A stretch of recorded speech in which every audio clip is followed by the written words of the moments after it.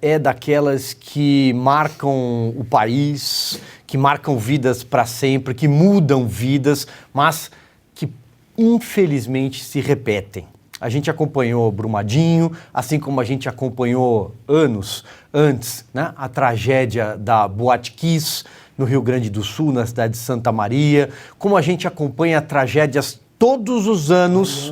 Mariana, bem lembrado aqui pelo Augusto Nunes, como a gente acompanha tragédias similares todos os anos no Rio de Janeiro, na própria Minas Gerais, no sul do país, na Bahia, em São Paulo, na região metropolitana, devido a grandes temporais, a grandes chuvas, quedas de barreiras. E sempre que essas tragédias acontecem, busca-se culpados. Poder público, os próprios moradores, muitas vezes, que estão ali, ocupam áreas de forma irresponsável depois de alertas, mas o fato é esse, elas se repetem. E por que elas se repetem? Por falta de fiscalização, por falta de respeito às leis.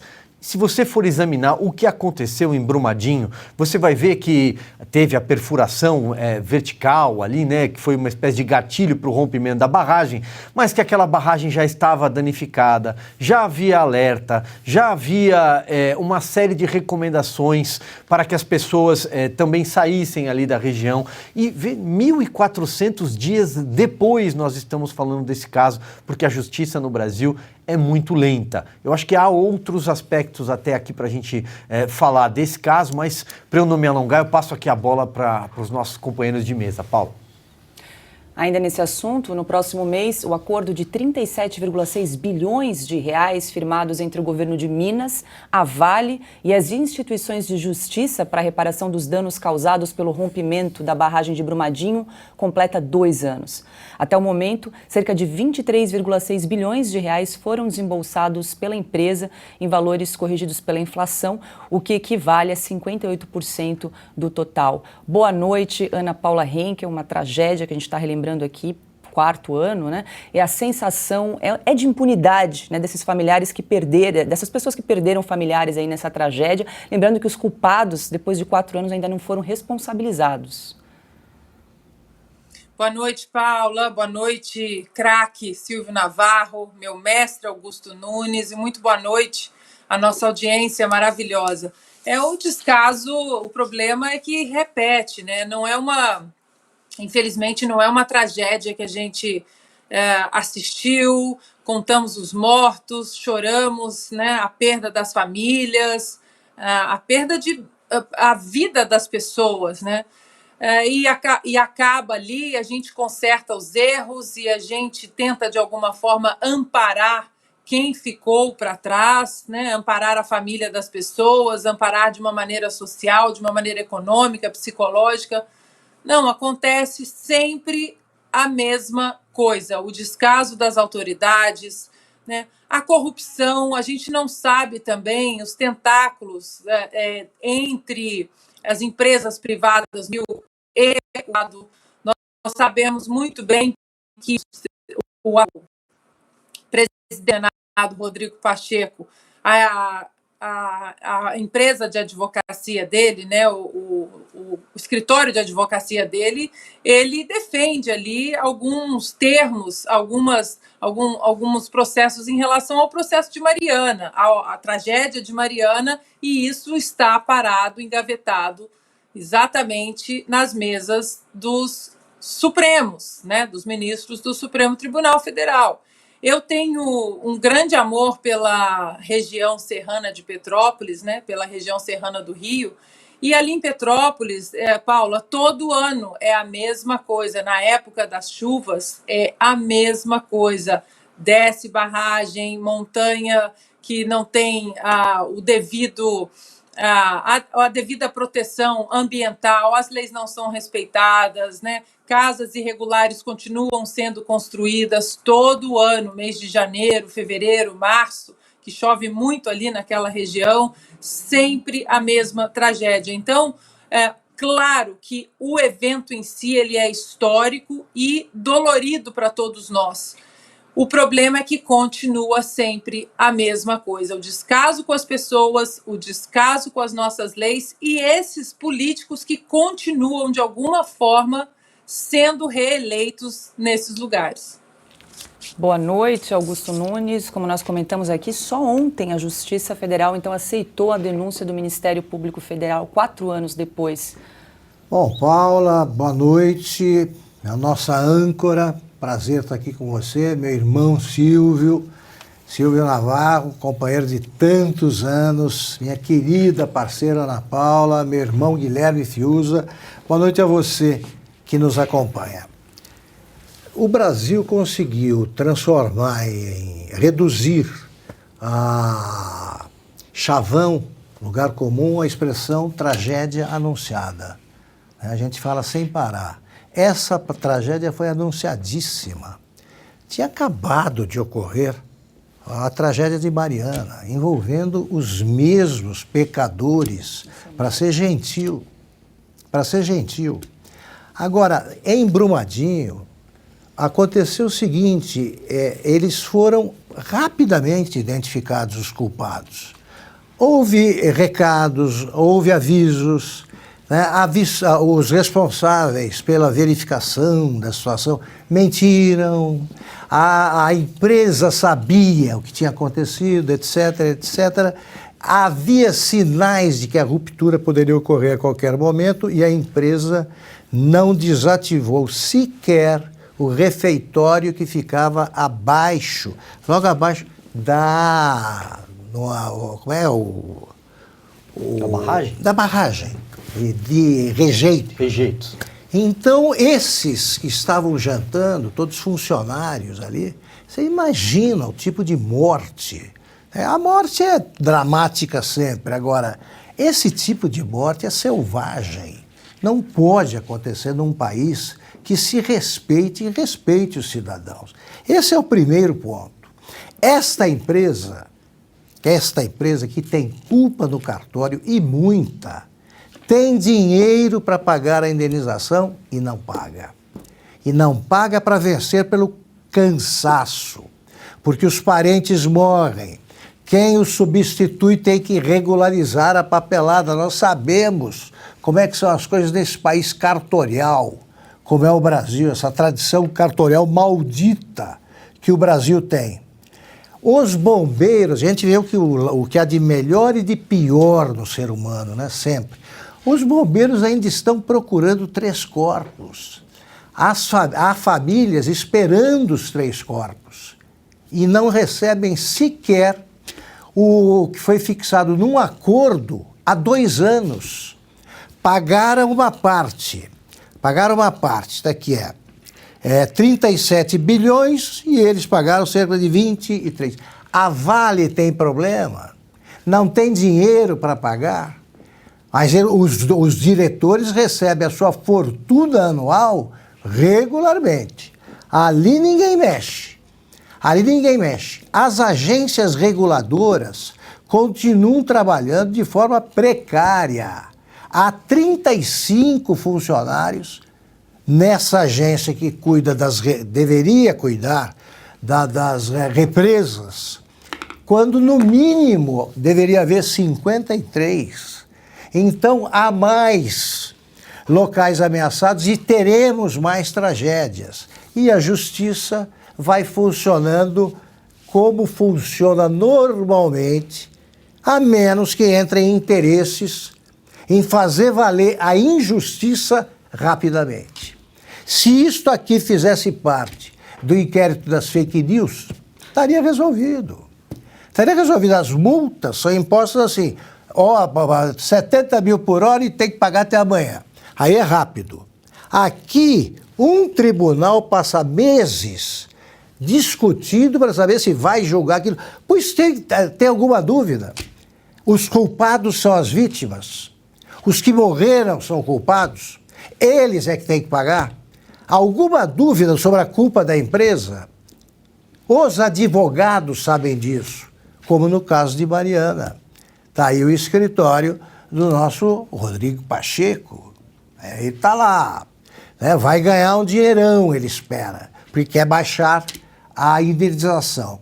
E aqui nós estamos esperando há 4 anos e temos de registrar esse fato vergonhoso mais uma vez. Quer complementar, Silvio? Eu queria endossar o que o Augusto acabou de dizer, porque em casos como esses, envolvendo grandes empresas, grandes figuras, o réu escolhe por quem quer ser julgado. Então, essa protelação judicial, ela é proposital, conta com a conivência, muitas vezes, do próprio judiciário, para que justamente as multas demorem muito a ser pagas, as indenizações a serem acertadas e o caso permanece em aberto, de modo que as penas muitas vezes prescrevem.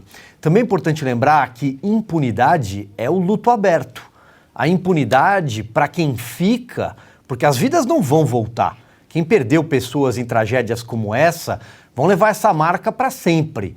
Mas a impunidade é o luto aberto, porque a punição, muitas vezes, ela ajuda a pacificar a dor. E aí eu queria trazer só um detalhe, Paula, porque a gente fala muito, quando trata de casos como esses, de, por exemplo, bacia de contenção, feitas, construídas, obras posteriores para que a tragédia não se repita no mesmo lugar, porque em outros lugares elas permanecem e continuam acontecendo. Mas eu estava aqui procurando um detalhe, por exemplo, que é a questão da estação de captação de água, para quem ainda vive ali, teve danos ambientais. E aí acabei passando aqui pelo projeto assinado em 2019, com o Ministério Público chancelando, da construção de uma nova estação de captação de água do rio Parauapeba. A entrega deveria ter acontecido em setembro de 2020. Não aconteceu até hoje, tá? Nada aconteceu. E já tem aditivos sendo assinados, ou seja, dinheiro voando, para que isso comece a acontecer em 2023, a partir do mês que vem. Ora, né? Ora. As imagens são impressionantes que a gente estava mostrando aqui dessa tragédia. Agora, 18h02, a direção do Telegram contestou a decisão de Alexandre de Moraes de bloquear o canal do deputado federal eleito Nicolas Ferreira. Em ofício enviado ao ministro do STF, os advogados do aplicativo afirmaram que muitas determinações da corte são feitas com fundamentação genérica e de forma desproporcional. Os representantes da empresa disseram ainda que o bloqueio integral de perfis pode representar censura, alegando que a punição, abre aspas, impede um espaço de livre comunicação para discursos legítimos, implicando em censura e coibindo o direito dos cidadãos brasileiros à liberdade de expressão, fecha aspas. Ana, a manifestação do aplicativo de mensagens do Telegram está ligada ao inquérito que investiga os atos antidemocráticos. O Telegram informou ao STF que cumpriu a decisão de bloquear outros 3 canais, 2 vinculados ao apresentador Monark e outro da influenciadora digital Paula Marisa. Os advogados do Telegram estão aí exercendo o direito de defesa em relação à conta do deputado eleito Nicolas Ferreira. Mas como será que essa contestação vai ser recebida pelo ministro Alexandre de Moraes? Olha, Paula, eu não sou advogada, eu não sou jurista, mas eu tenho um hábito de ler. Eu leio decisões, eu leio bula de remédio, eu leio livros, eu adoro ler. E, ultimamente, eu tenho lido muito as decisões antigas do Alexandre de Moraes. Eu não vou dar conselho a nenhum advogado, mas por que os advogados dessas pessoas não usam uma decisão do Alexandre de Moraes? Uma decisão de quando ele era relator de um inquérito, de um processo que caiu no Supremo Tribunal Federal em 2018. Ele era o relator, exatamente a ADI 4451, que eu já li alguns trechos aqui, e que ele defende de uma forma brilhante, importante, veemente, a liberdade de expressão no país.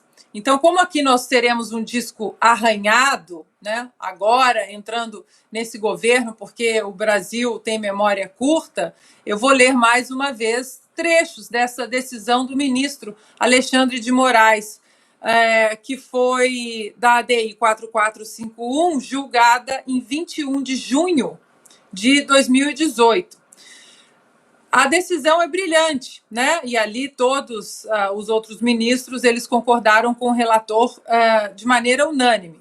E a decisão tem trechos interessantes que falam o seguinte: a democracia não existirá e a livre participação política não florescerá onde a liberdade de expressão for ceifada, pois esta constitui condição essencial ao pluralismo de ideias, que, por sua vez, é um valor estruturante para salutar o funcionamento do sistema democrático. Aí ele coloca, número 2, a livre discussão, a ampla participação política e o princípio democrático estão interligados com a liberdade de expressão, tendo por objeto não somente a proteção de pensamentos e ideias, mas também opiniões, crenças, realizações de juízo de valor e críticas a agentes públicos, no sentido de garantir a real participação dos cidadãos na vida coletiva. Aí tem outros trechos muito interessantes, dizendo que qualquer tentativa de cercear a liberdade de expressão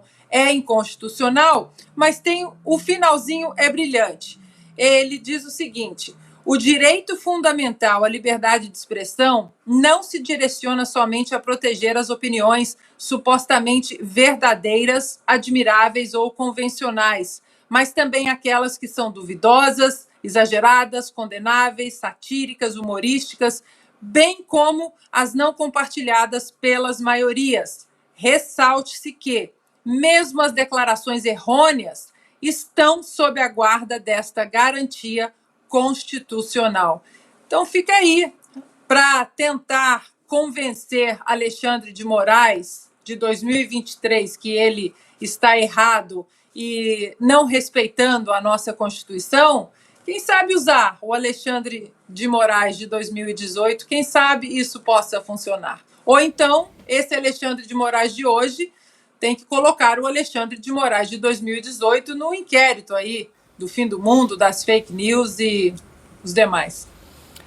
E aí, Augusto, o Telegram cumpriu a decisão de bloquear os perfis do Monark e da influenciadora Paula Marisa, mas em relação ao deputado eleito Nicolas Ferreira, a direção do Telegram tem contestado aí a decisão do ministro Alexandre de Moraes. Paula, o Brasil anda tão estranho que vira notícia o que não poderia acontecer e causa surpresa o comportamento normal. Vou ser mais claro. Não poderia existir esse tipo de censura. É anormal. É anormal.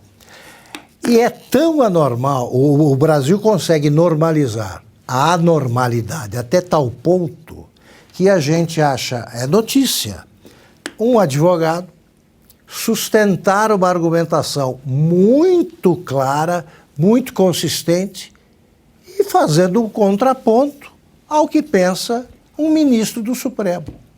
A gente trata desse assunto como você própria, a tua pergunta é muito didática, assim, como será que o ministro vai reagir? Não sabemos. É muito simples, essa argumentação lembra que existe uma Constituição que tem de ser respeitada, que as normas legais são claras. Então é isso aqui, foi decidido por um ministro que teria que ser bloqueado tal coisa, tal canal. A plataforma, o aplicativo, aplicativo de mensagens. Pensa diferente. Os advogados vêm e argumentam, não é assim nos países normais? Deixou de ser no Brasil. Deixou de ser, a gente espera, que será que vai acontecer? Está na hora. E eu acho que os jornais começaram, da velha imprensa, começaram finalmente a recuperar o juízo em alguns editoriais, dizendo, olha, meu Deus, se fala em normalizar o Brasil, começa por aí. Para com isso. Para com isso. Está na hora de você enxergar que um país democrático não pode ter centenas de pessoas na prisão, sem culpa formada, sem uma acusação clara. Então, você... num país, eu vou citar de novo o avô do Guilherme Fiuza, o doutor Sobral Pinto. O juiz, o advogado é o primeiro juiz da causa. Pois bem, várias vítimas do inquérito das fake news não conseguem advogado. Os advogados têm medo de pegar a causa quando Sobral Pinto, agindo como primeiro juiz dos casos que ele examinava, ele fez questão de defender o Luiz Carlos Prestes, de quem ele discordava frontalmente, porque ele era um católico praticante e o Prestes era comunista. O Prestes não queria que ele fosse advogado, depois da intentona comunista, e ele disse, eu vou ser. E foi. E teve de recorrer, defendendo outro preso, a lei de proteção aos animais. Para dizer, olha, já que tudo que eu peço não é concedido a um ser humano, eu prefiro, então, eu recorro à lei de proteção aos animais. Que seja dispensado a ele o tratamento, que a gente dá a um gato, cachorro. Esse é o Sobral Pinto. Os advogados não estão pegando a causa, para usar o jargão deles, e quando pegam tem medo de que vai acontecer. Precisa acabar essa época.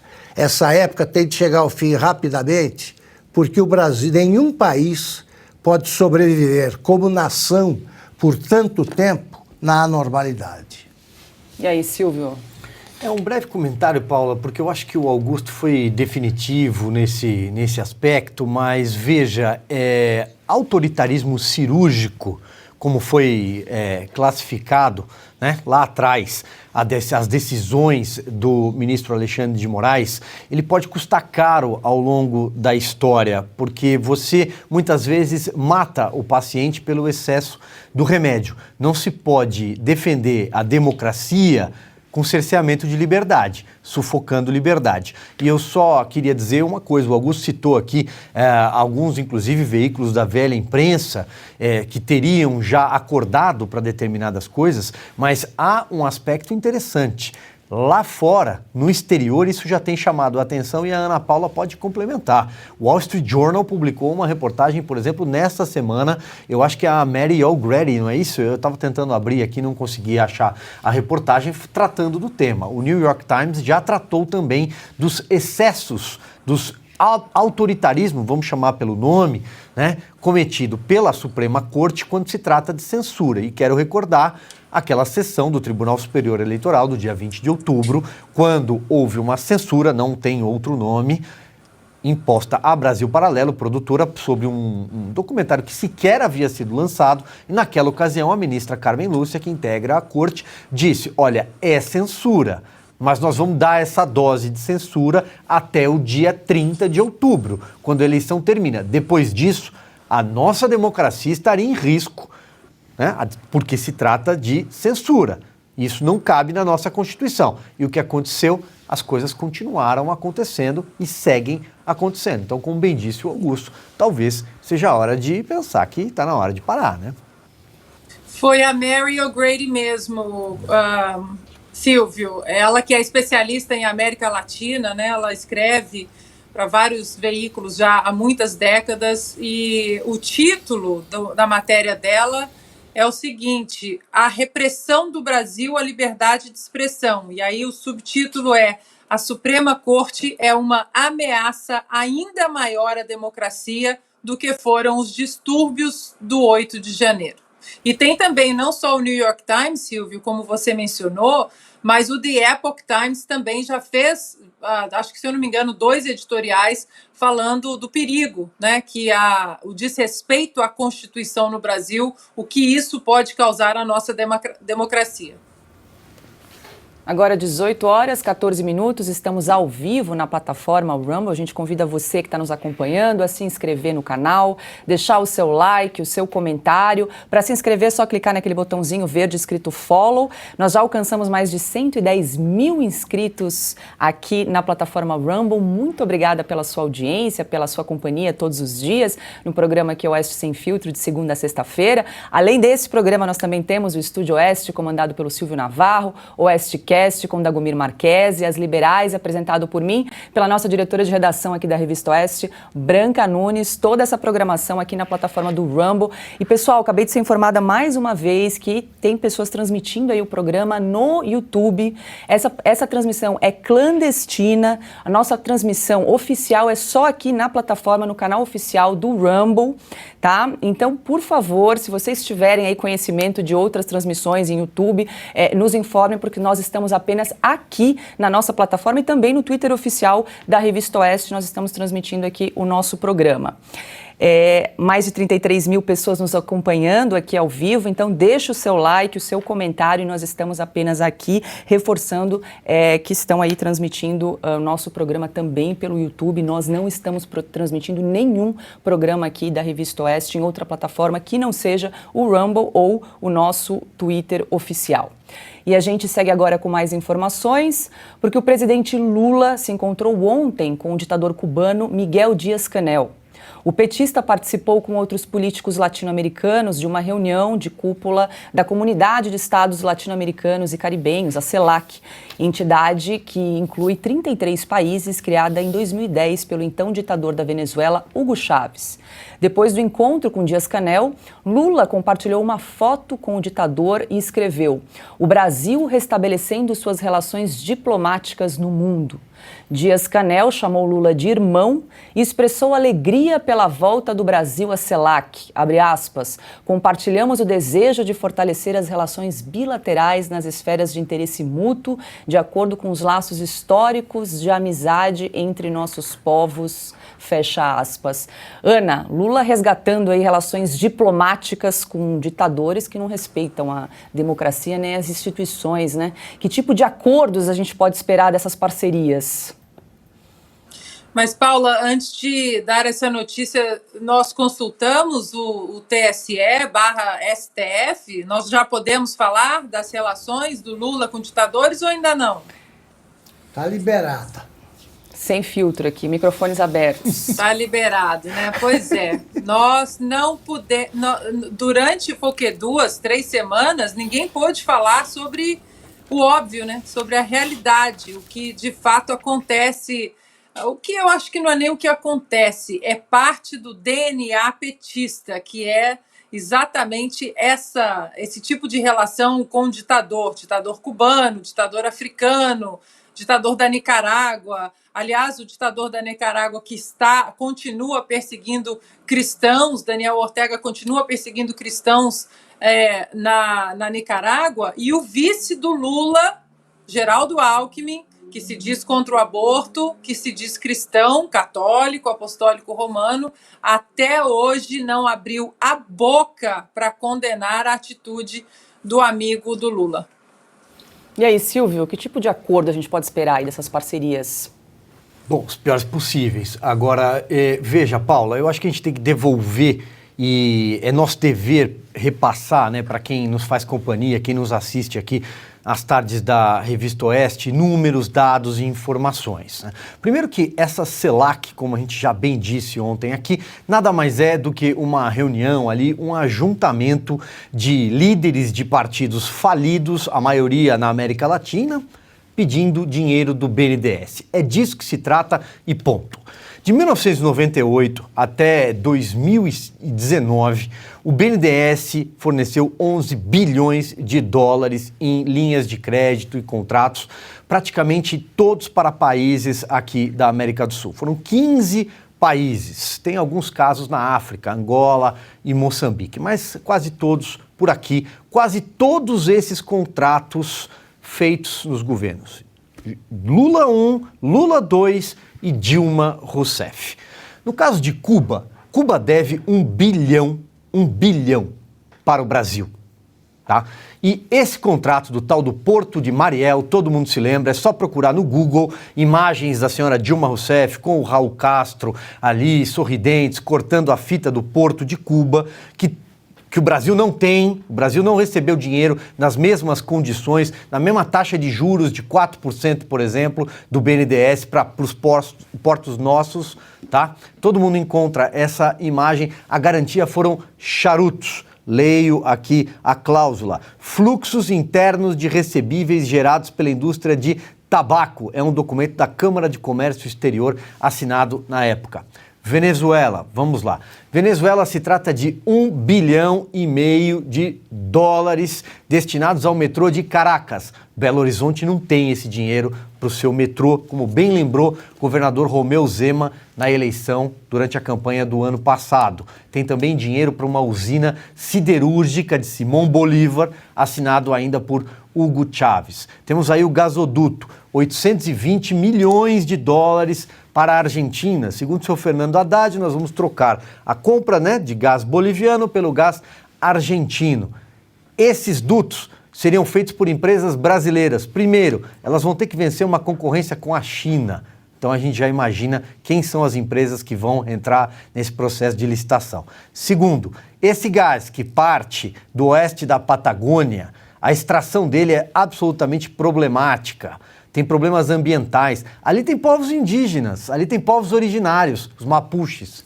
Mas esses povos originários não têm problema para o PT, para o Lula. Esses índios podem ser afetados pela contaminação da água, do ar. Então, Paula, veja, para eu não me alongar aqui, eu poderia falar da República Dominicana, outros contratos com a Argentina, Costa Rica, Equador, porque bons pagadores do BNDES só o Paraguai e o Uruguai. Poderia falar até lá fora, Moçambique, por exemplo, que deve dinheiro do Aeroporto Internacional de Moçambique. Dá para falar horas aqui sobre a caixa preta do BNDES, sobre os $11 bilhões que um relatório da Câmara dos Deputados, do Congresso Nacional, de uma CPI, em 2019, indicou que por onde Lula passava, nas suas 140 viagens internacionais, praticamente metade de tudo que ele viajou nos 2 mandatos, depois apareciam contratos do BNDES para obras, maioria da Odebrecht, também da Andrade Gutierrez. Onde ele passava, saía um contrato. E o Brasil tomava calote. Então, o que aconteceu com esse relatório? Nada. Quem foi denunciado? Ninguém. Aonde essas informações apareceram no atacado? A delação de Antônio Palocci, feita na Lava Jato. O que aconteceu com a delação de Antônio Palocci? Picadinho. Nada. Não vale mais nada. Foi anulada pelo Supremo Tribunal Federal. Ponto. Bem lembrado, Silvio. Nós vamos comentar sobre os empréstimos do BNDES aqui no programa logo mais. E Lula se encontrou hoje com o presidente do Uruguai, Luiz Lacalle Pou, em Montevidéu. Enquanto o Lula prefere se distanciar dos países desenvolvidos e ficar mais próximo de seus aliados políticos, Lacalle Pou criticou a presença na CELAC de países que não respeitam as liberdades democráticas. O líder do Uruguai não quer ficar refém do Mercosul e busca acordos bilaterais com outras nações, como a China. Essa postura é criticada pelo Brasil e pela Argentina. Em discurso, Lula voltou a falar da fome no Brasil e criticou os governos anteriores. O Brasil não tinha mais fome quando eu deixei a presidência da República. Brasil já não tinha mais hambre, não padecia hambre quando deixei a presidência. E hoje tem 33 milhões de pessoas passando fome. E hoje temos 33 milhões de pessoas que padecem fome. Significa que quase tudo que nós fizemos de benefício social no meu país. Isso significa que quase todo o que hicimos em termos beneficiosos sociais para nosso país, em 13 anos de governo, durante 13 anos de governo, foi destruído em 6 anos. Se destruiu em 6 anos. Ou melhor, em 7 anos.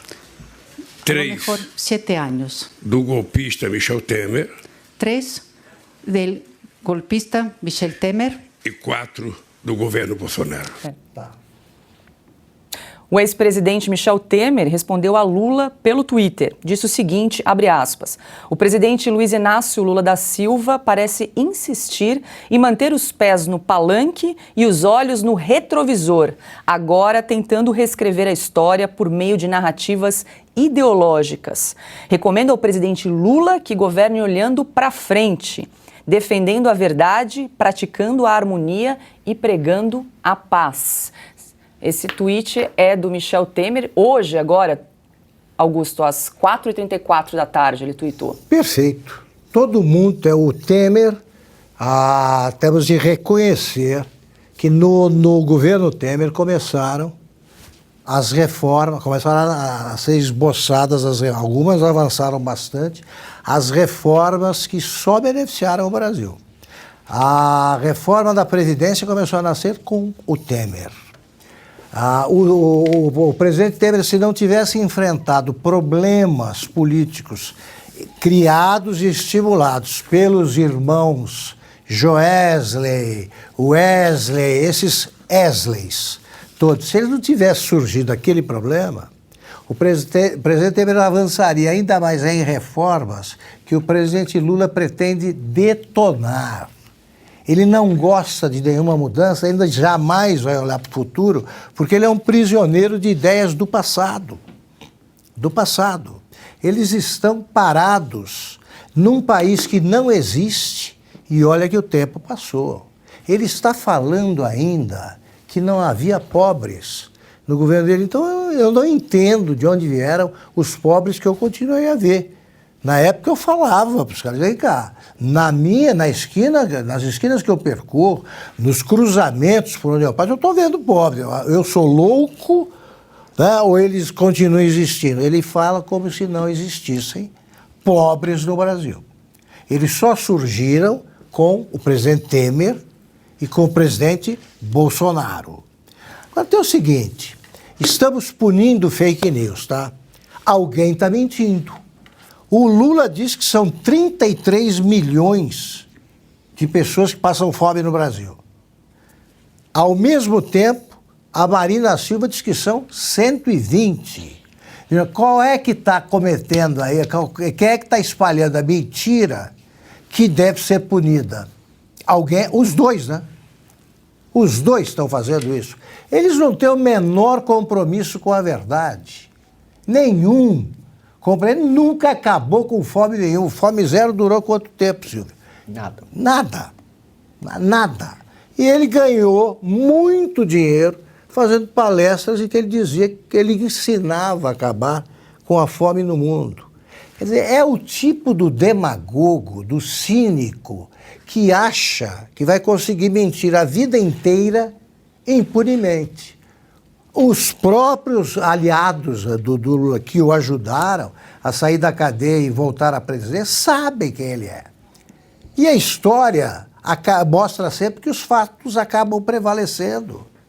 E esse é o Lula. É o Lula sendo o Lula. Nesta discurseira, aí dessa entidade que eu nem consigo decorar a sigla. Qual é? Como é que é, Paulo? Sei lá que é. Pois bem. É difícil. Ele fala em democracia, salvar a democracia, e é elogiado. E as eleições eram desrespeitadas, o resultado das eleições foi desrespeitado pelo Bolsonaro. Falar isso aí com o ditador de Cuba presente, aqueles lá, os cubanos não sabem o que é uma urna desde 1º de janeiro de 1959. 59, eles não fazem eleições desde essa época.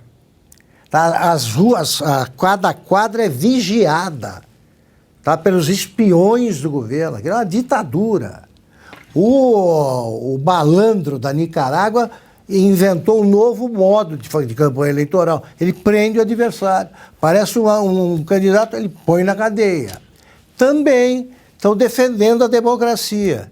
Aí vai o uruguaio, fala a verdade, ele diz, não, peraí, finge que não ouve. O Uruguai é tão pequeno. O Uruguai está corretamente cuidando da vida e registrando a presença dos populistas de Araque, de 5ª categoria, que enquanto fingem defender a democracia, não fazem eleições. Quando fazem, fraudam. Quando aparece algum adversário, prendem, como aconteceu na Bolívia e como está acontecendo nesses outros países. Ana, eu vou ler novamente um trechinho aqui do tweet do ex-presidente Temer, que eu achei bem objetivo, né? Abre aspas, o presidente Luiz Inácio Lula da Silva parece insistir em manter os pés no palanque e os olhos no retrovisor, agora tentando reescrever a história por meio de narrativas ideológicas. Olha, esse assunto acho que renderia aqui um programa inteiro, porque, bom, primeiro, o Temer é golpista, ele está chamando o Temer de golpista. Então, vamos puxar um fio aqui. Se o Temer é golpista, o Geraldo Alckmin também é golpista, o vice do Lula, porque o Geraldo Alckmin apoiou o impeachment da Dilma. Se o Temer é golpista e ele indicou Alexandre de Moraes ao Supremo Tribunal Federal, quer dizer que a indicação do Alexandre de Moraes é uma indicação golpista? É antidemocrática? Não vale? Como é que fica esse questionamento, senhor presidente? O Lula dizer que houve golpe, isso não é um ataque às instituições, engraçado, mas se o Bolsonaro questiona a lisura do processo eleitoral ou qualquer outro assunto que ele tentou questionar nos últimos 4 anos, aí era um ataque às instituições. Qualquer crítica pontual do presidente Bolsonaro a ações de ministros do Supremo Tribunal Federal, ações inconstitucionais, diga-se de passagem, virava um grande ataque às instituições.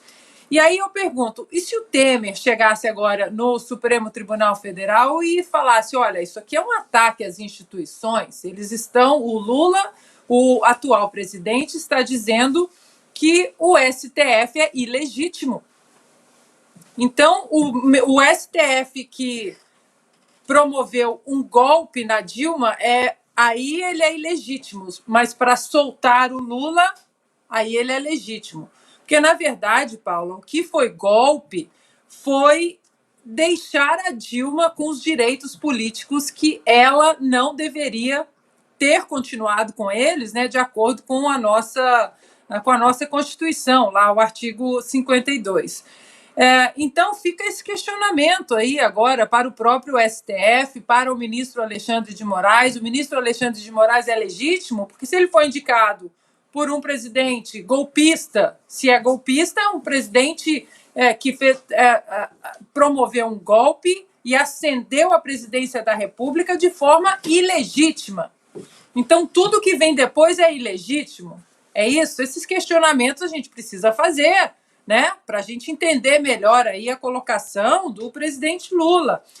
E, para finalizar, Paula, o Lula disse que são 30 milhões de famintos, mas o que aconteceu com os 120 milhões de famintos da ministra do Meio Ambiente dele, Marina Silva, lá no discurso dela? Não eram 120 milhões? Eu vou pedir para a produção para a gente acompanhar um trechinho do discurso do presidente uruguaio Lacalle Pou, hoje em Montevidéu. Y resumo algo que a veces parece contrapuesto o contradictorio. Nosotros pertenecemos al Mercosur y tenemos esa vocación incambiada. Moderno, flexible y abierto al mundo. Bom, também nós vamos criar uma equipe técnica entre o Uruguai e o Brasil, mais outros países que também estejam interessados, para avaliar o que nós queremos e o que nós precisamos no nosso relacionamento com a China.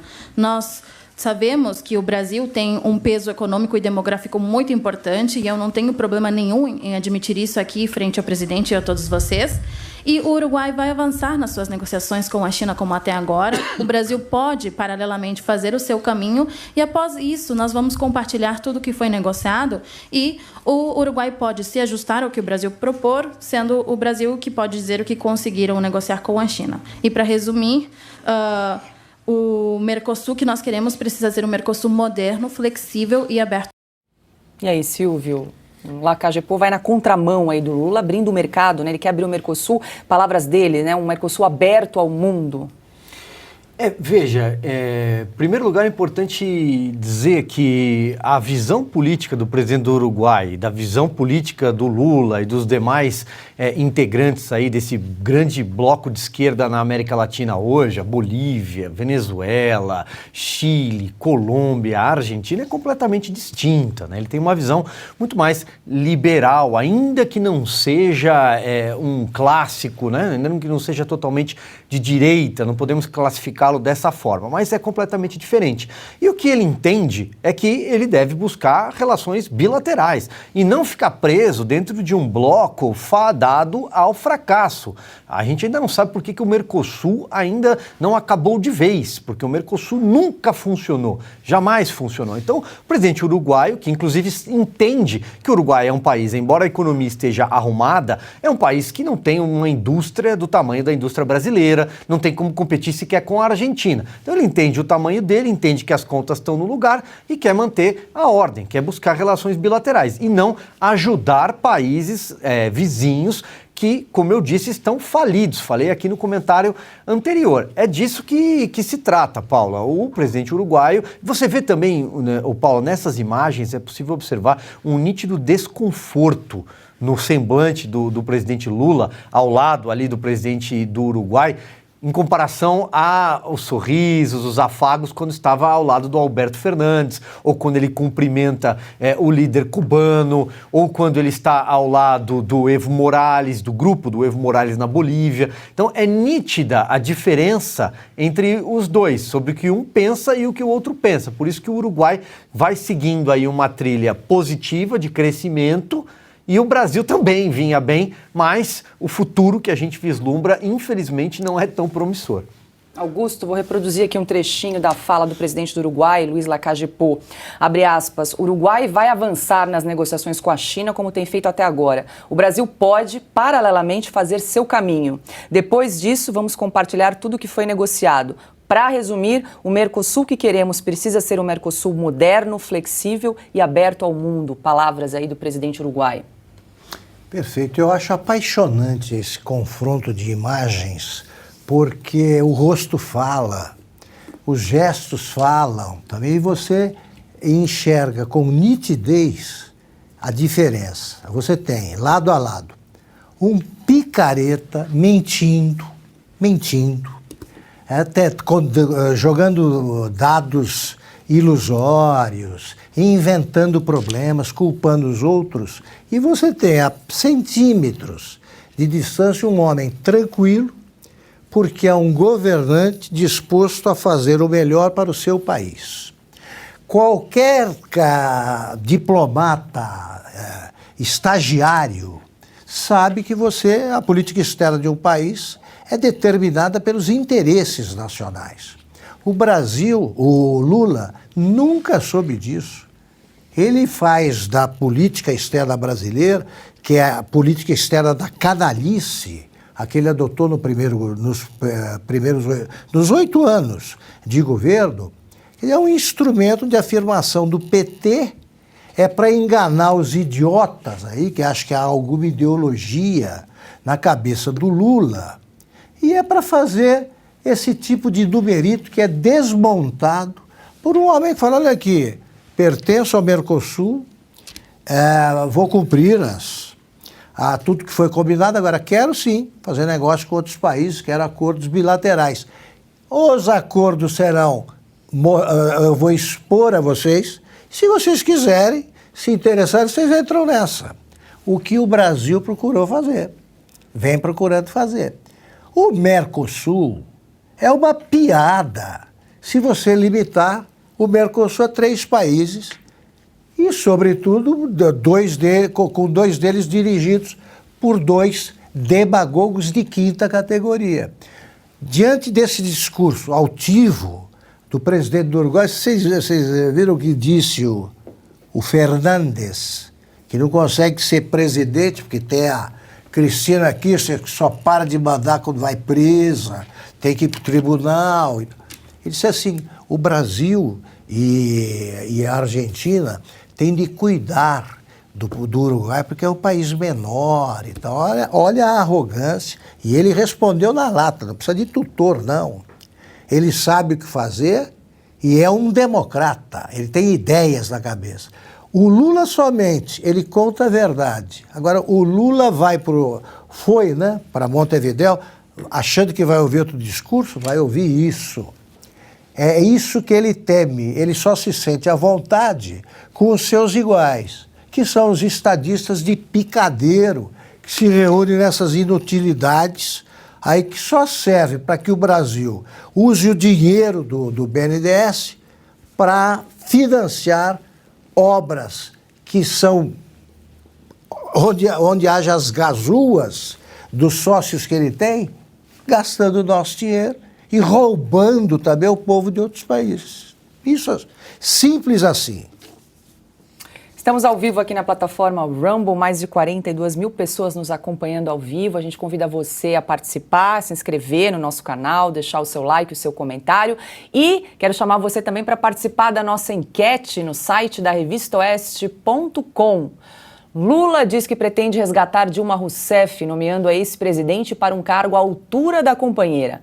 Qual desses cargos Dilma merece? Embaixadora do Brasil nos Estados Unidos, embaixadora do Brasil na Venezuela ou governanta do Palácio do Planalto? Então, pessoal, é só entrar no site revistaoeste.com para participar e você também pode responder a nossa enquete pelo Twitter oficial da Revista Oeste. A votação encerra amanhã, quinta-feira, às 19 horas. A gente vai dar o resultado ao final do programa. Vai ser interessante aí esse resultado. Estou curiosa. Agora, 18 horas e 40 minutos, o ditador... Desculpa, eu não quero interferir, não, no enquete? Resultado da enquete. Mas você já tem palpite? Registrar... Tem palpite, Augusto? Não, devo registrar... Não, tenho, mas isso aí eu guardo de segredo. Eu devo registrar que ela está preparada para os três, porque ela fez passeios bonitos, muito informativos, né, com jornalistas, pelo Palácio da Alvorada, e como sabemos, ela tem o inglês, o dilmês se adapta perfeitamente ao inglês, né, e a outros idiomas. Então ela está preparada. Está apta para qualquer um dos cargos. Está apta para os três. Ela vai ser tão boa, tão eficaz nesse caso como ela foi como presidente. Augusto, você que é o nosso grande protetor aí da nossa lindíssima língua portuguesa, se eles criarem mais um ministério para Dilma, ela vai ser chamada de ministra ou ministre? Ministre. Eu, por exemplo, acho que deveria ser criado mais um ministério, é o Ministério das Boas Maneiras, né? E a Dilma seria uma boa ministre nesse campo. Ela é muito refinada, né? Bom, pessoal, então corre lá para participar da nossa enquete. O resultado amanhã, ao término do programa aqui, Oeste Sem Filtro. O ditador chinês Xi Jinping enviou uma mensagem gravada à CELAC. O encontro foi realizado ontem em Buenos Aires, com a presença de vários líderes esquerdistas. Segundo Xi Jinping, um número crescente de países da região estabeleceu ou restabeleceu relações diplomáticas com a China e tem relações comerciais e bilaterais com o gigante asiático.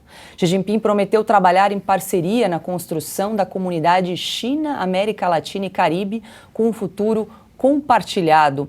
Ana, Xi Jinping aí está aproveitando esse quadro político atual aí para tentar fortalecer uma guerra fria contra os Estados Unidos, aproveitando essa América Latina, essa América do Sul, que está ficando cada vez mais vermelha aqui, né?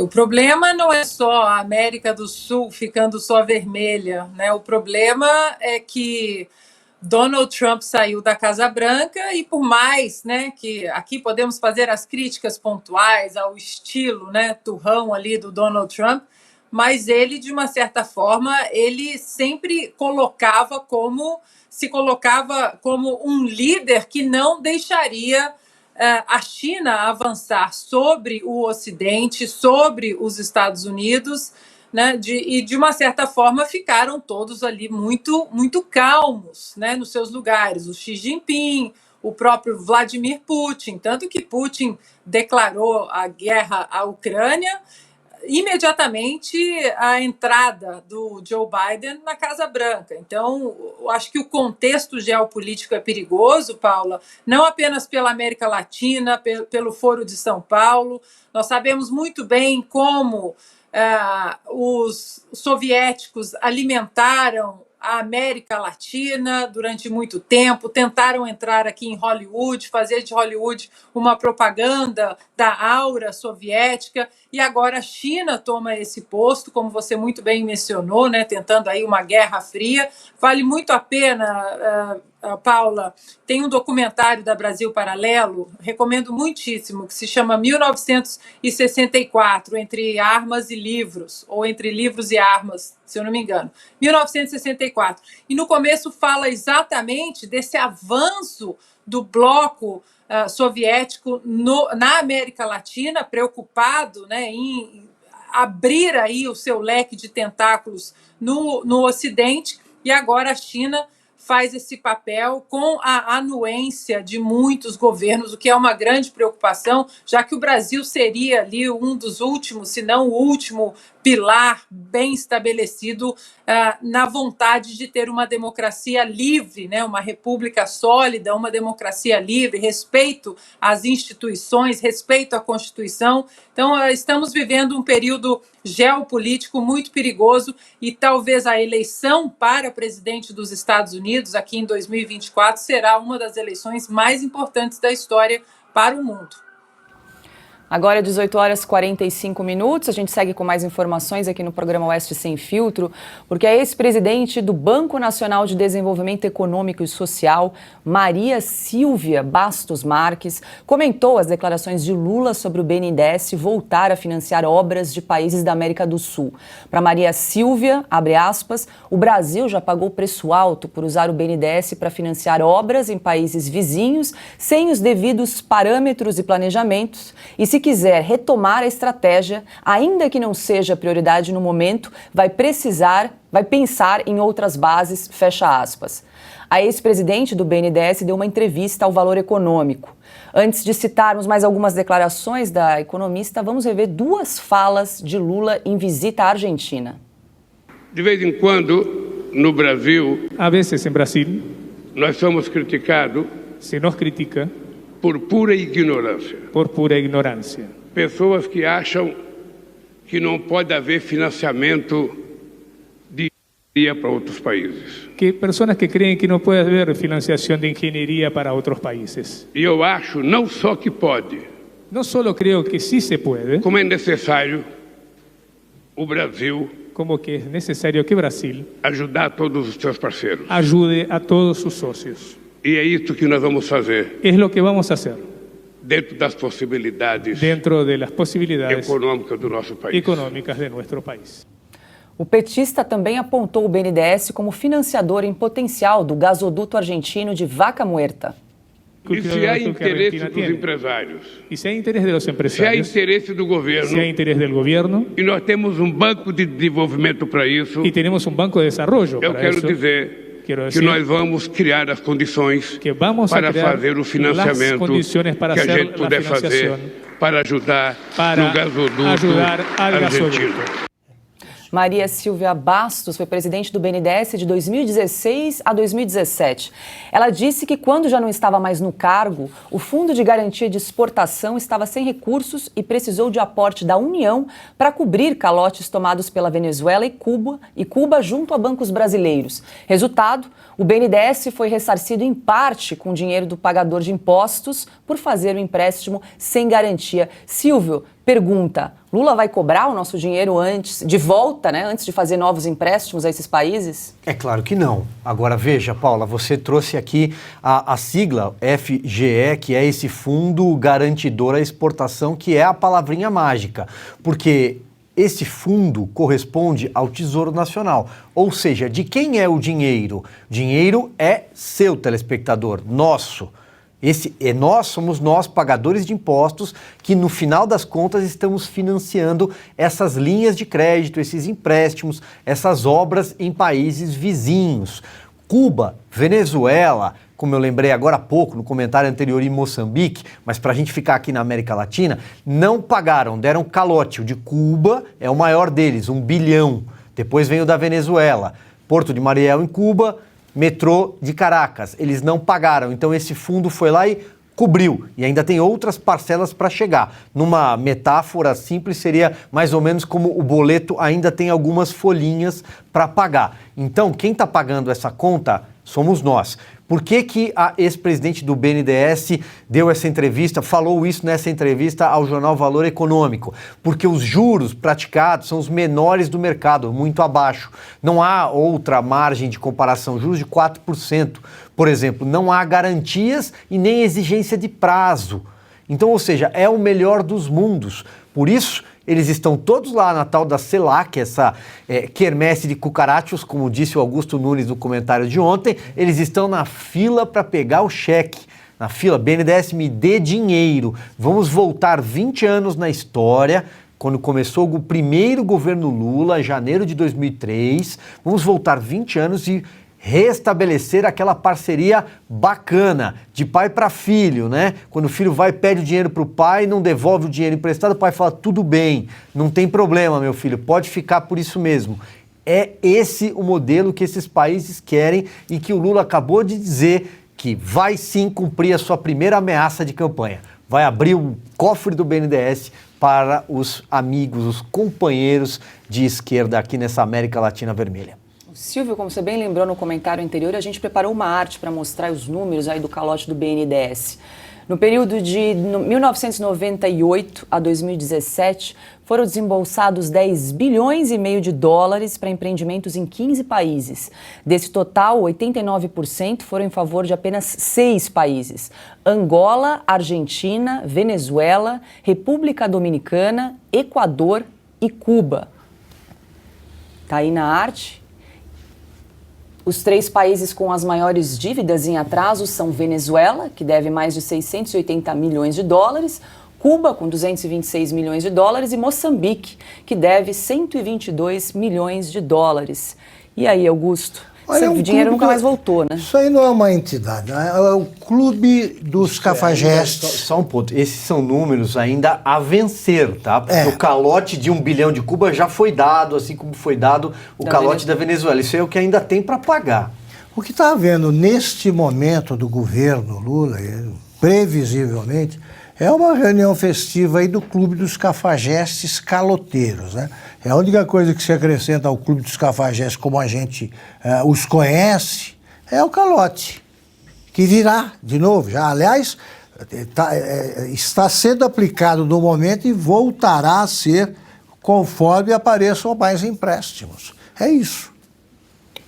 E aí, Ana, quer comentar aí esses números? Eu pedi até para a gente colocar novamente na tela essa primeira arte. Eu estou só anotando aqui as expressões do nosso querido Augusto Nunes. Clube, depois do fiscal de nuvem, vem o clube dos cafajestes caloteiros e a quermesse de cucarachos. Realmente o Augusto voltou afiadíssimo. Ontem eu estava no Twitter e a gente até colocou aqui alguns tweets daquela conta do Oi Luiz, né, um querido amigo nosso. E ontem ele tuitou o seguinte: não sei qual o sonho de vocês, mas o meu sempre foi pagar um gasoduto para a Argentina. Aí eu fui e escrevi, né? O meu sempre foi uma moeda única com todo o Foro de São Paulo. Aí você desce ali, né, nas respostas. Olha, o pessoal está preocupado, né? Muita gente falando, o meu sonho foi ver a picanha voltando ao prato de 220 milhões de brasileiros. Mais outros comentários aqui. O meu sempre foi ver o dinheiro negado para a educação e doado para países vizinhos. O meu foi dar 5 milhões para artistas ricos do Leblon. O meu sempre foi que os governos fiscalizassem o que eu penso, lendo as minhas mensagens nas redes sociais e me censurassem. Enfim, o pessoal ali já sentiu o tom desse governo, mas o melhor comentário ali foi: o meu sonho é acordar desse pesadelo. Agora 18 horas e 53 minutos e a hora de entrevista no Oeste Sem Filtro.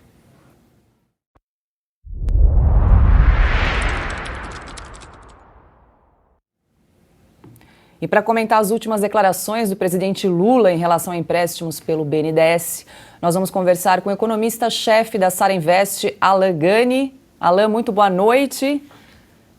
Você me ouve bem? Boa noite, Paulo. Ouço super bem. Boa noite, Paula. É um prazer falar com vocês. Seja bem-vindo mais uma vez aqui ao programa Oeste Sem Filtro. Bom, acho que você estava acompanhando aí a nossa discussão em relação ao BNDES. Eu quero te perguntar em relação aos impactos econômicos na economia do Brasil, né, do uso do dinheiro do BNDES para financiar obras em outros países sem critérios objetivos e sem rigor na cobrança desses empréstimos, né? Perfeito, Paula. O dinheiro, primeiro vamos entender de onde que vem esse dinheiro do BNDES, né? O BNDES, ele capta recursos ali do Tesouro Nacional. O Tesouro repassa para o BNDES. Quem que é o Tesouro Nacional? O Tesouro Nacional somos nós, pagadores de impostos ou que emprestamos dinheiro para o Tesouro.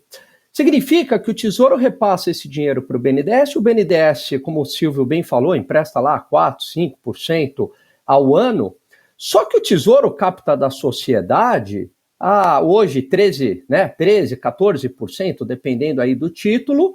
Então, peraí, como é que ele está pagando, né? Ele está devendo para a sociedade brasileira 13, 14 e está emprestando a 5. Alguém está fechando essa conta. Quem que fecha essa conta? Nós, a sociedade, através de uma conta chamada equalização fiscal.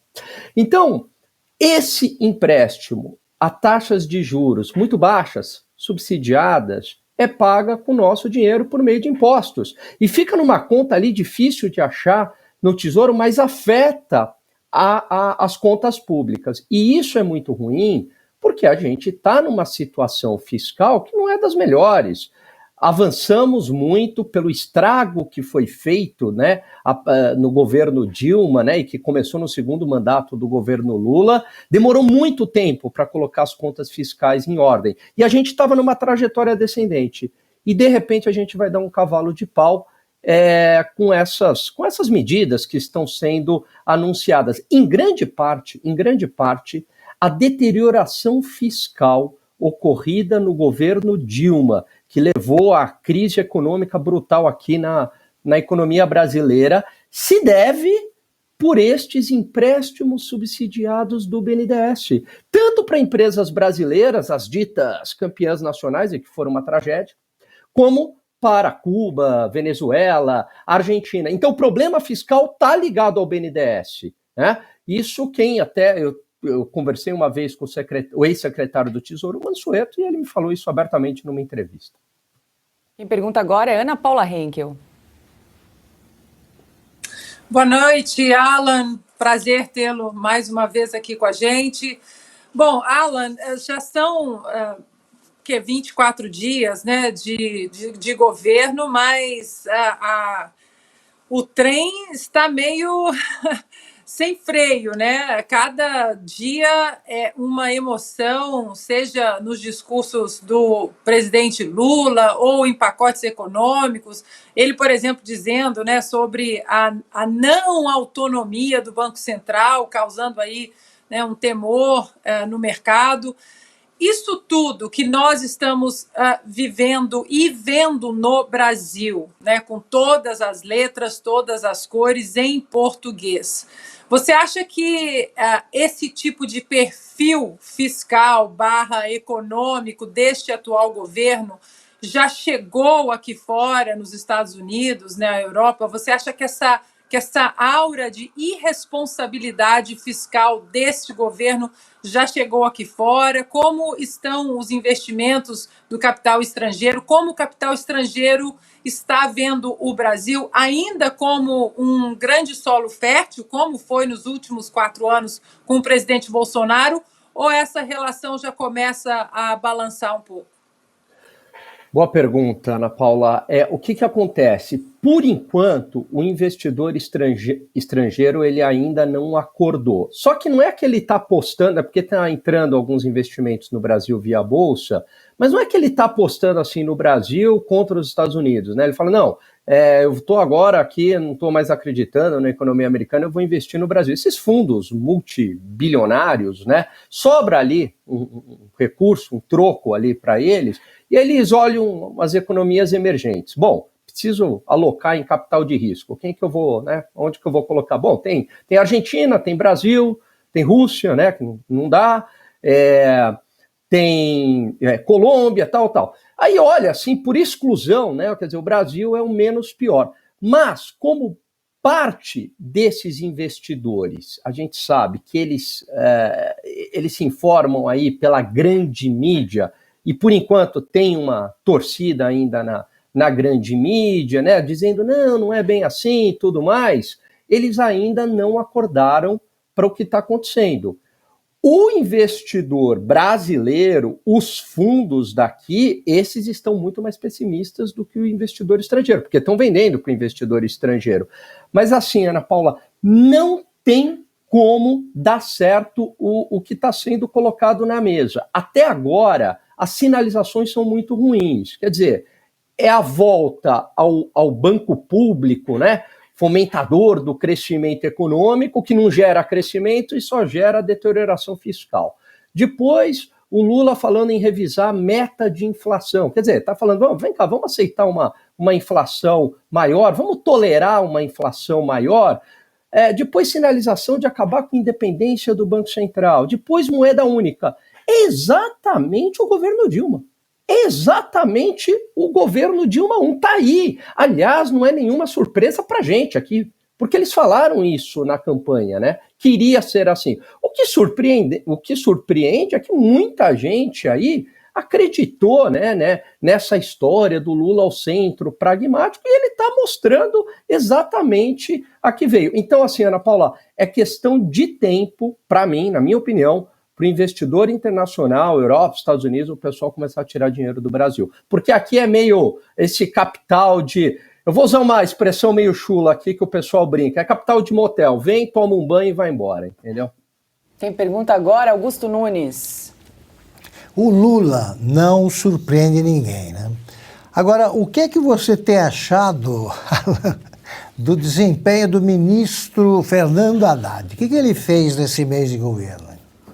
Pois é, ele continua sendo aquele poste, né, Augusto? Porque a única medida que ele propôs foi do lado ali do aumento da arrecadação, com perdão de dívidas, que é uma medida meio questionável, porque isso pode até fomentar ainda mais o calote, né? Então você fala, bom, eu sou um bom pagador, por que eu vou pagar o imposto em dia se em algum momento o governo vai me salvar? Mas é muito pouco, é muito pouco perto do que a equipe econômica anterior estava fazendo. Quer dizer, era uma equipe econômica ali de técnicos, todo mundo ali com PhD, né, com uma baita experiência de mercado, era o Real Madrid ali da economia.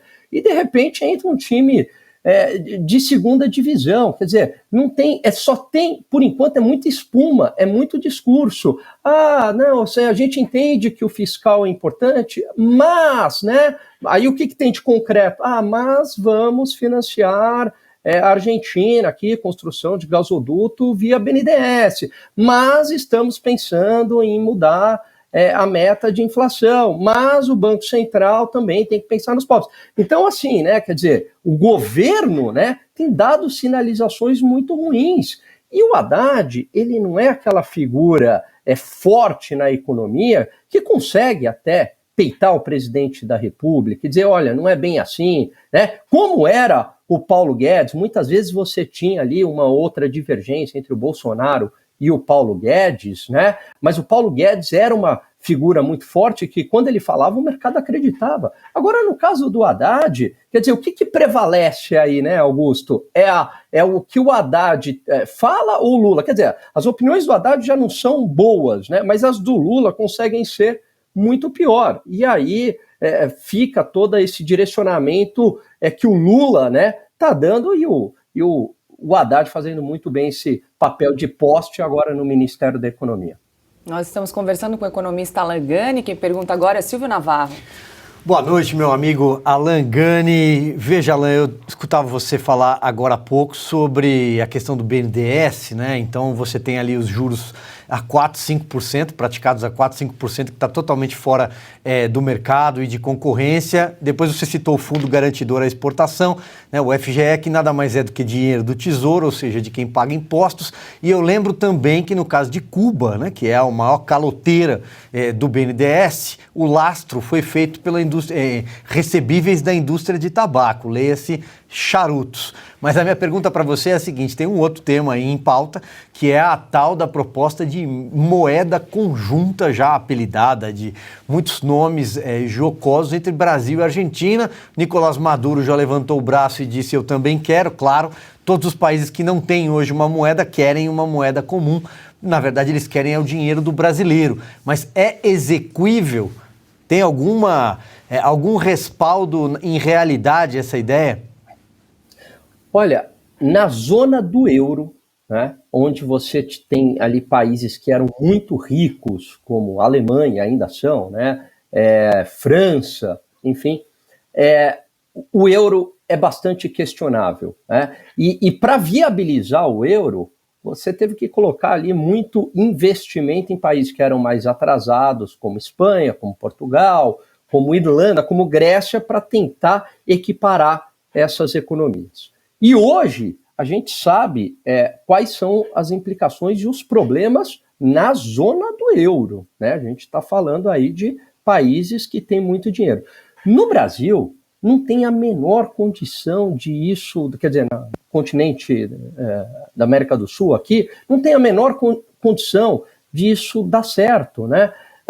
Por quê? Porque, primeiro, são economias mais pobres, né? A economia mais rica é a do Brasil. Os outros países estão em frangalhos, né? Se pegar uma Argentina, se pegar uma Venezuela. E um outro ponto, né? Como é que eu vou agora equiparar essas economias para criar esta moeda única? Aí depois o pessoal falou, não, mas não é bem assim, é só uma moeda para transação econômica, para não ficar tão dependente do dólar. Perceberam a burrada que falaram, né? Pegou muito mal, mas mesmo assim seria inviável. Quer dizer, nem a China conseguiu não ter essa dependência do dólar. Não vai ser o Brasil, com acordo com a Argentina, que vai ficar menos dependente do dólar.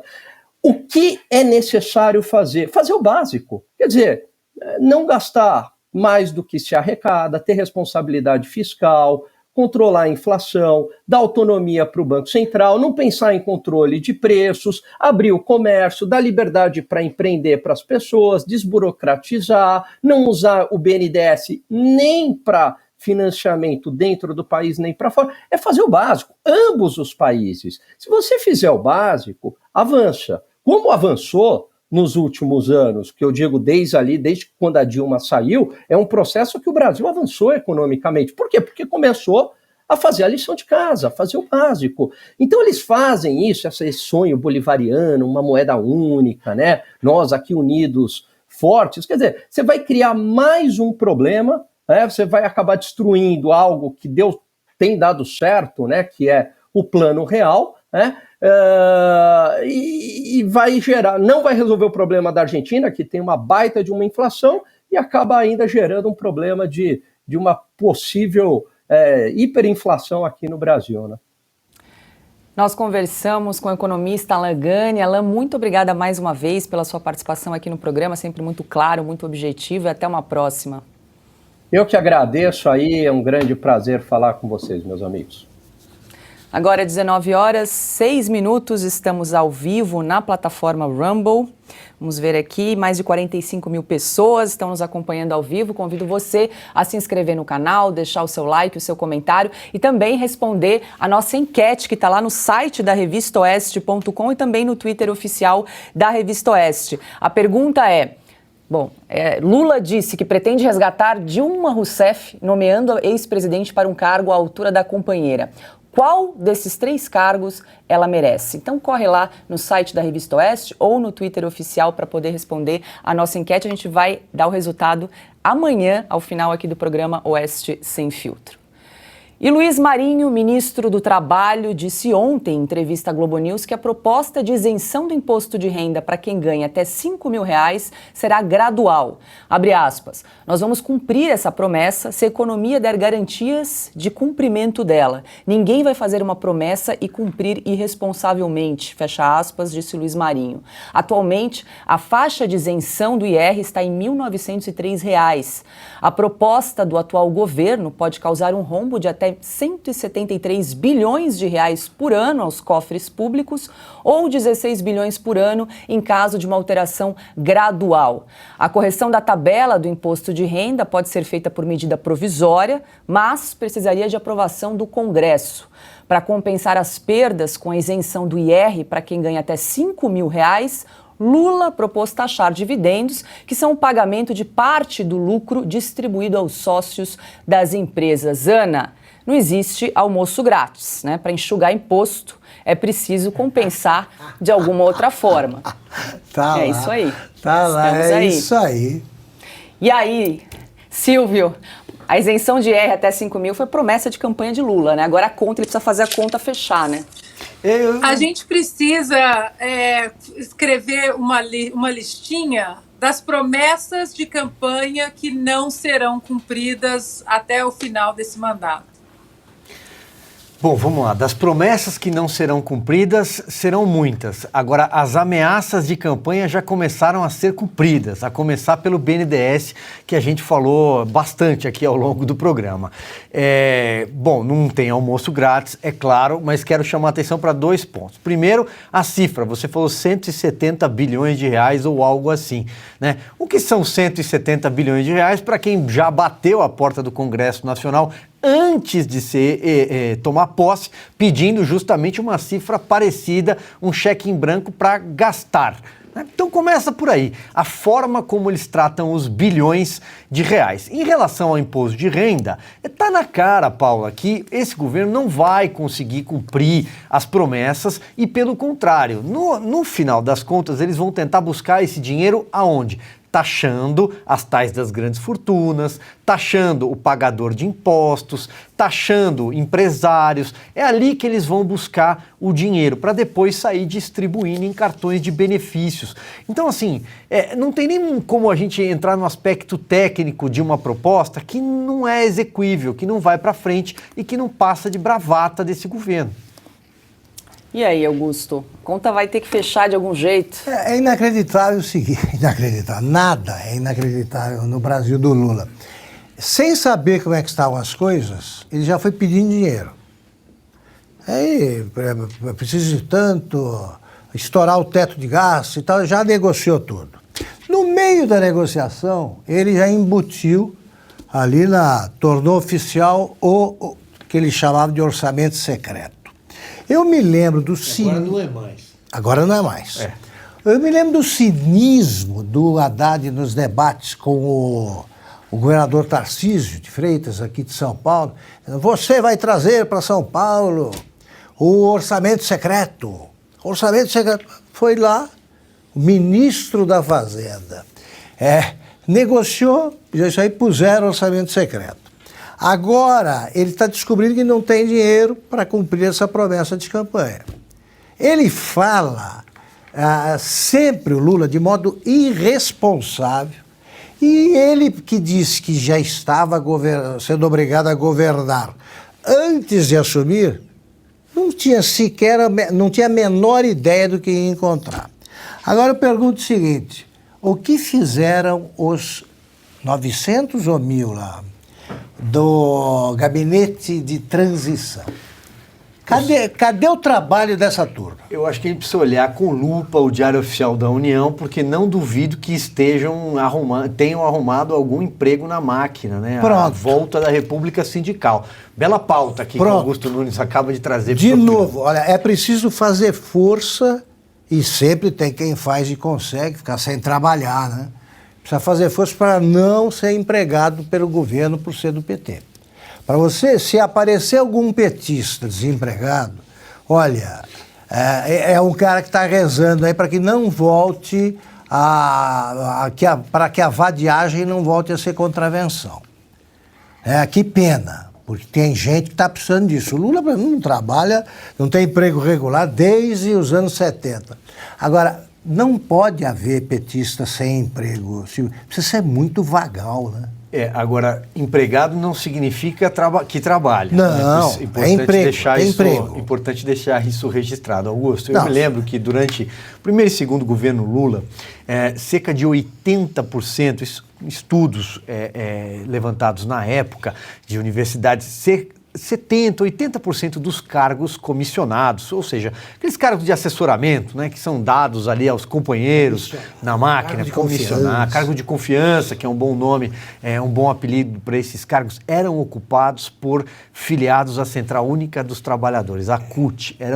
Era quase que obrigatório. Se você, para ganhar um cargo de confiança na máquina, você precisava ser filiado à CUT. O que isso significa, Augusto? Que você pagava, você devolvia uma parte do dinheiro para o sindicato. E isso sem contar o dízimo que o próprio PT cobrava. Que é a rachadinha oficializada. Chegou aonde eu queria. Isso aí. A gente bate bola aqui, Augusto, sempre. Porque é exatamente isso. Era a rachadinha institucionalizada, oficializada, porém não punida, porém não criminalizada. Então, aí quando a Dilma assumiu, os jornais inclusive fizeram reportagens na época dizendo que havia um temor desse pessoal todo. Eram ali 2.000, você falou que tinham 1.000 no CCBB, né? Não tinha cadeira para eles sentarem durante esse gabinete de transição lá no Centro Cultural Banco do Brasil, em Brasília. Mas então, ou seja, pelo menos 50% já deve estar empregada. Vamos observar o Diário Oficial com lupa. O Augusto trouxe uma pauta aqui para o nosso programa, porque com certeza a CUT já tomou todos os ministérios, e digo mais, de forma vertical, não é só o ministro lá em cima não. O contínuo lá embaixo também já foi trocado, está empregado, paga para a central sindical, se não for filiado ao PT, e aí ele tem que pagar o dízimo. Bora fazer a lição de casa aí para checar esses nomes. Agora 19h14, estamos ao vivo aqui na nossa plataforma Rumble, mais de 45 mil pessoas nos acompanhando ao vivo. A gente convida você a se inscrever no nosso canal, deixar o seu like, seu comentário, compartilhar o link com outras pessoas em grupos nas redes sociais, grupos de WhatsApp, Telegram, para que mais pessoas nos acompanhem aqui pela plataforma. Hoje nós temos mais de 111 mil inscritos aqui no Rumble. Muito obrigada pela sua companhia, pela confiança todos os dias aqui no programa Oeste Sem Filtro. A gente faz um convite também a você para acompanhar o nosso site de notícias, revistaoeste.com. As principais notícias do Brasil e do mundo você encontra sempre no site da Revista Oeste, 24/7, né, Silvio? E lembrando também que nós temos a nossa revista digital também no site. Você que está acompanhando o programa Oeste Sem Filtro, gosta do nosso conteúdo, mas ainda não é assinante, é só entrar no site revistaoeste.com/assine ou apontar a câmera do seu celular para esse QR Code que está aparecendo aí na tela, e com assinatura você tem acesso, então, exclusivo aos textos de grandes jornalistas brasileiros como J.R. Guzzo, Augusto Nunes, Ana Paula Henkel, Evaristo de Miranda, Bruno Meyer, Dagomir Marques, Silvio Navarro, Christian Costa, muita gente boa está lá na Revista Oeste para você acompanhar semanalmente o nosso conteúdo. Toda sexta-feira vai ao ar uma edição exclusiva, então a gente convida você que está acompanhando aqui o programa Oeste Sem Filtro a assinar também a nossa revista digital semanal. Lembrando que nós não aceitamos financiamento público, não aceitamos publicidade de empresas estatais, por isso a sua assinatura financia aqui o nosso projeto, financia o programa Oeste Sem Filtro e todo o nosso time de jornalistas independentes. Agora 19 horas, diga lá, Ana. Só dar um recadinho, continuamos com 2 transmissões piratas no YouTube, e isso é golpe, né? Já que usam tanto a palavra golpe, isso é golpe, são transmissões piratas. E para quem está nos assistindo no YouTube neste exato momento, o nosso canal oficial é na plataforma Rumble, RUMBLE, e essas transmissões piratas no YouTube prejudicam a revista, prejudicam o nosso trabalho sério, já que por restrições impostas à revista pelo YouTube, nós saímos da plataforma YouTube. Então, essas transmissões piratas no YouTube prejudicam o nosso trabalho. Eu peço a todos que saiam do YouTube, desses canais piratas, e entrem na plataforma, no nosso canal oficial, na plataforma Rumble, por favor. Perfeito, Ana, muito bem lembrado. Nós só estamos aqui na plataforma Rumble e também transmitimos o programa pelo Twitter oficial da Revista Oeste. Bom, e hoje São Paulo completa 469 anos. Com mais de 12 milhões de habitantes, é a maior cidade da América Latina. Em São Paulo está o principal centro financeiro da América do Sul. A metrópole tem o 23º maior PIB do mundo e é o município brasileiro mais influente no cenário global. Então, hoje, aniversário de São Paulo, feriado aqui na cidade, né? Pra gente, não. Para nós, estamos aqui. Quem é paulistano aqui? Acho que só o Silvio, né? Sou paulistano. Você é paulistano de que bairro? Da Zona Leste de São Paulo. É uma raridade. Eu morei em vários lugares, mas sou paulistano. É uma raridade. São Paulo, eu escrevi uma capa da Veja, da Veja, há mais ou menos 5, 6 anos. Eu fiquei impressionadíssimo, porque eu procurei seguir o modelo do Gay Talese com Nova York e ver o que a cidade tinha, né? Uma das coisas que me chamaram a atenção, né? A gente já sabia que São Paulo era a segunda cidade brasileira, a segunda cidade de cada estado, né? Sem contar a capital. Por exemplo, há mais pernambucanos, só há mais pernambucanos no Recife do que em São Paulo. É a maior colônia. Baianos eram 900 mil baianos. Portanto, só em Salvador você encontra mais. Todos os estados apareciam da mesma forma. Então, São Paulo é um mosaico, né, do Brasil. Eu poderia ter nascido em Minas, minha cidade é perto, né? Paula veio de fora. E aí é o seguinte, sabe que São Paulo tem muito mais nacionalidade, é representada. As nacionalidades representadas em São Paulo superam a ONU, porque tem gente com passaporte soviético, por exemplo. Aí eu descobri a coisa assim, Taiwan, tinha 2 representantes de Taiwan. Então, um já era metade da colônia, e tinha do mundo inteiro. E aí isso se reflete no quê? A cultura, comida, você tem todo tipo de comida do mundo, você encontra em São Paulo, todo tipo. Que é o que sabe disso o nosso André Matarazzo, que a gente quer entrevistar. A gente diz, restaurante romeno, tal lugar. Tal. Uma cidade assim não merecia ser tão maltratada pela prefeitura. Né? Não merecia. São Paulo é uma cidade que era amada, é amada pela população, ouso dizer, mais do que o Rio. Agora, o carioca se queixa do Rio. São Paulo quer ver São Paulo melhor. E o prefeito aqui é um desastre. Quando eu ficava entre o Rio e São Paulo, no começo, os caras falavam, o que você vai fazer em São Paulo, os cariocas? Depois era o contrário, o que você vem fazer no Rio, pela violência? A violência aqui em São Paulo, que está sendo finalmente combatida com uma obviedade, que é o policiamento preventivo. Meu Deus, não existe mais policiamento preventivo, voltou agora. No Rio não tem. Então essas cidades precisam de algum governante mais sensível, né? Olha, Augusto, eu sempre pego táxi aqui, Uber, e sempre pergunto o nome do prefeito de São Paulo, né, desde que assumiu. E é incrível como ninguém sabe responder o nome do prefeito da maior cidade do Brasil, Ricardo Nunes. Pois é, e para mim é desventura, outro Nunes, né? Tem o do Supremo, lá não tem nenhum parentesco, não. Não tem nada a ver. Bem registrado. Agora, veja, São Paulo é uma delícia, é uma metrópole que aqui tem bairro alemão, aqui tem bairro italiano, aqui tem bairro japonês, aqui tem diversidade cultural, restaurantes de todos os estados do Brasil. Agora, o Augusto toca num ponto essencial. São Paulo está muito mal cuidado, seja do ponto de vista de zeladoria pública. A cidade está muito feia, a cidade está muito desleixada, seja do ponto de vista de segurança pública. São Paulo foi abandonada no aspecto da segurança nos últimos tempos, recorde de sequestros, não só na capital, mas também na região metropolitana, sequestros relâmpago e sequestros à moda antiga, do cativeiro, eles estão de volta, coisa que a gente não via desde a virada do milênio, né? São Paulo tem o golpe do Pix, São Paulo tem um número de furtos muito grande de celulares, especialmente aqui nessa região onde está a sede da Revista Oeste, na Avenida Paulista. Então, é hora dos nossos políticos acordarem, porque tem eleição no ano que vem para as capitais, para todos os municípios do país, na verdade.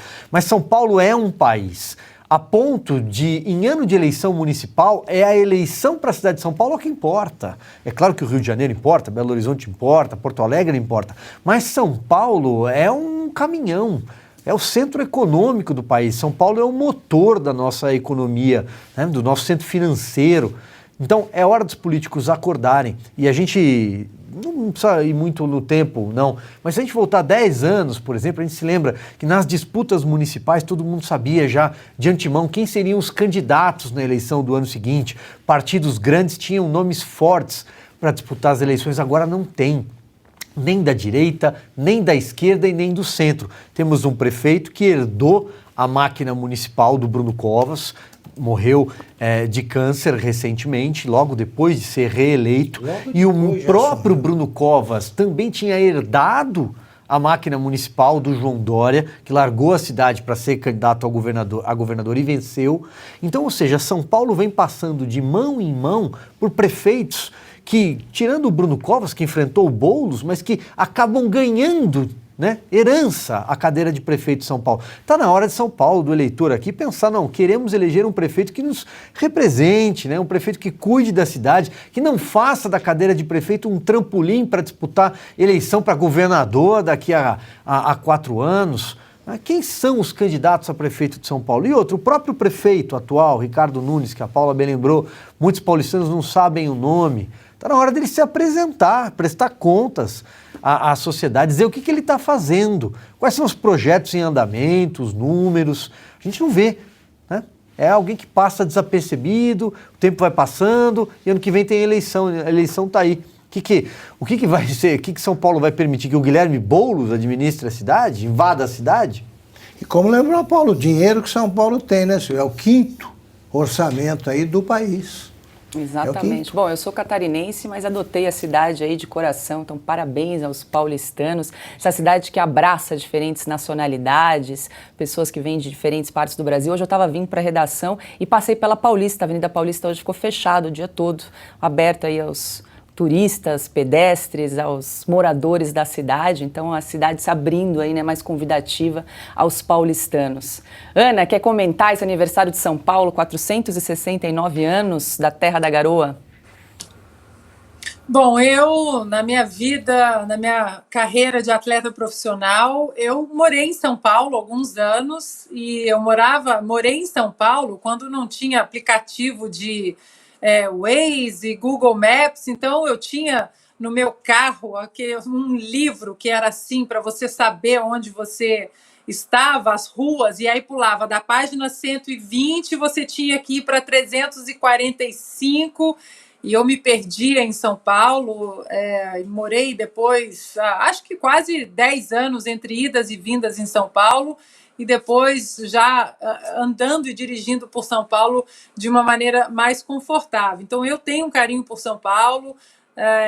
E sobre o cenário político, o Augusto e o Silvio já falaram, mas a minha última relação afetiva com São Paulo, eu até comentei isso particularmente com o Augusto, ela se deu no último 7 de setembro, bom, eu diria até nos 2 últimos 7 de setembro de 2022 e de 2021.